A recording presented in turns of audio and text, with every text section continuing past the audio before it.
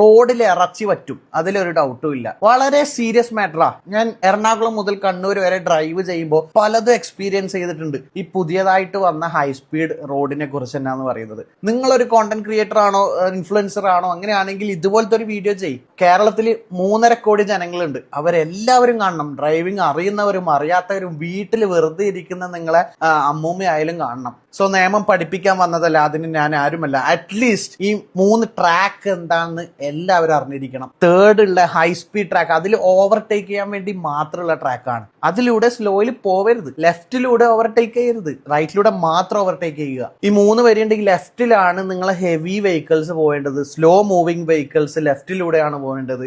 നടുവിലെ നിങ്ങൾ ക്രൂസ് ചെയ്യുക.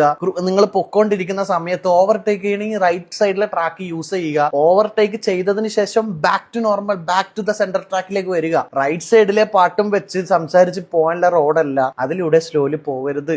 അതേപോലെ റോഡ് ക്രോസ് ചെയ്യാൻ ഒരു ഓപ്ഷനും ഇല്ല ഇവിടെ. ആൾക്കാർക്ക് ക്രോസ് ചെയ്യാൻ പാടില്ല. അത് നിങ്ങളെ വീട്ടിലുള്ളവർക്ക് പറഞ്ഞു കൊടുക്കുക. നിങ്ങൾ വയസ്സിൽ മൂത്തവരുണ്ടാവും, ഡ്രൈവിംഗ് അറിയാത്തവരുണ്ടാവും, പുതിയതായിട്ട് ഈ റോഡ് കാണുന്നവരുണ്ടാവും. കേരള 100% ലിറ്ററസി റേറ്റ് ഒക്കെ തന്നെയാണ്, എന്നാൽ ഈ കാര്യത്തിൽ വട്ടപ്പൂജ്യാണ്. കാരണം ഞാൻ നിങ്ങളെ പറയുന്നതല്ല, ഇത് ഓൾറെഡി ഒരുപാട് സംഭവിച്ചു കഴിഞ്ഞു. വലിയൊരു അപകടം ഒഴിവാക്കാൻ നമ്മളെല്ലാവരും ഒത്തുചേർന്നിരിക്കേണ്ടിയിരിക്കുന്നു. ആരൊക്കെ ഇൻസ്റ്റയിലും യൂട്യൂബിലും ഫേസ്ബുക്കിലും എവിടെയൊക്കെ വീഡിയോ ചെയ്യുന്നുണ്ട്, ഇതിനെ കുറിച്ചൊരു വീഡിയോ ചെയ്യുക. ചെയ്യാൻ പറ്റുന്നില്ലെങ്കിൽ ഈ വീഡിയോ എടുത്ത് നിങ്ങൾ റീപോസ്റ്റ് ചെയ്യുക.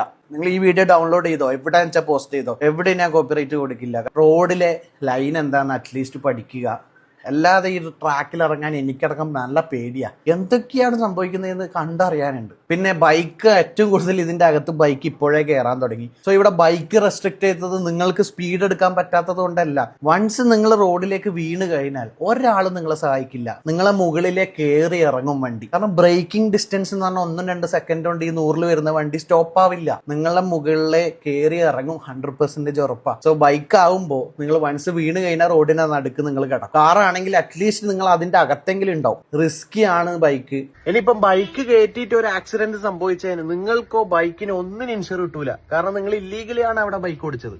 കാരണം അവിടെ റെസ്ട്രിക്റ്റഡ് ആണെങ്കിൽ നിങ്ങൾ കയറരുത്. അപ്പോൾ നിങ്ങളുടെ സേഫ്റ്റിക്ക് വേണ്ടിയിട്ടാണ് ബൈക്ക് ചിലയിടത്ത് റെസ്ട്രിക്ട് ചെയ്തത്. അതായത് ചില വെഹിക്കിൾ പാമ്പ് പോകുന്ന പോലെയാണ് ഈ റോഡിൽ പോകുന്നത്. ഫസ്റ്റ് ലൈനിന്ന് തേർഡ് ലൈനിലേക്ക് ഒരൊറ്റ ക്രോസ്. അങ്ങനെയല്ല, 1 അറ്റ് എ ടൈം നിങ്ങൾ ലൈൻ ചേഞ്ച് ചെയ്യുക. ലൈൻ ചേഞ്ച് ചെയ്യുമ്പോൾ ഇൻഡിക്കേറ്റർ ഇടുക. ഇൻഡിക്കേറ്റർ ഇടുന്നത് ലൈൻ ചേഞ്ച് ചെയ്യുമ്പോൾ സ്പോട്ടിലല്ല.